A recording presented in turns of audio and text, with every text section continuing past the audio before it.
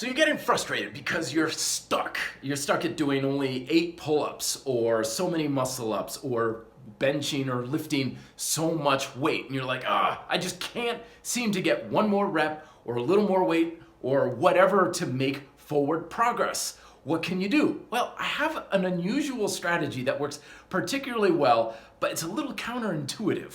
The strategy is what I like to call a freeze workout routine.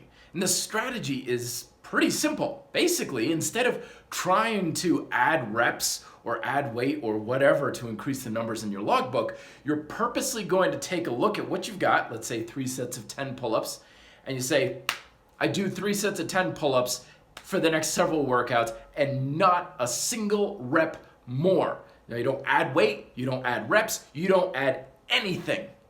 You're probably thinking to yourself, man, how in the world is purposely holding myself in a plateau going to help me bust through a plateau? Isn't that a little counterintuitive? Well, here's what's going on. The reason why you're struggling to get beyond where you're at now is because there's not enough skillful proficiency or control in the reps you can currently do.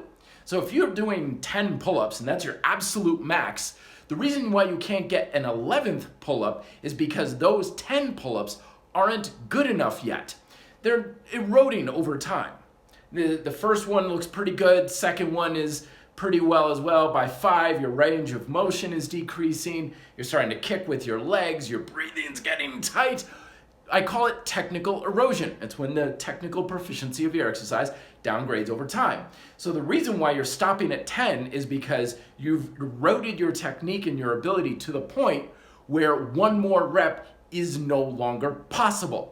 By freezing your workout and holding everything in place, you're now forced to seek progression within the reps or within the weight or whatever that you're currently using now. So what that's going to do is it's going to bring up the quality of your technique. Some ideas on how you can seek progression is 1, go for as much range of motion with each rep as you possibly can.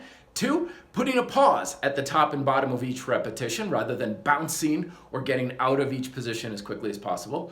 3 is adjusting your speed. So come down with a little bit more control. It doesn't have to be super slow, but controlled, and then pushing up with a little bit more force to make the muscles work a little bit hard. Pay attention to body position. Are you worming and squirming all over the place on those last couple reps, or are you keeping your position very tight and strict in space? Breathing, are you breathing smoothly throughout each repetition? These are just some basic ideas.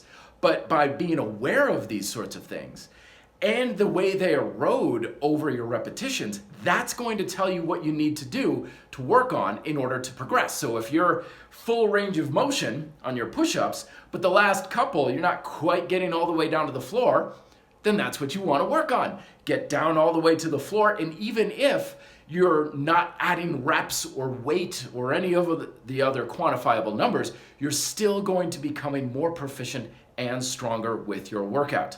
And once you get more stronger, once you build more tension control and a lot more stability, adding things like weight and reps is almost going to be an afterthought and almost happen automatically.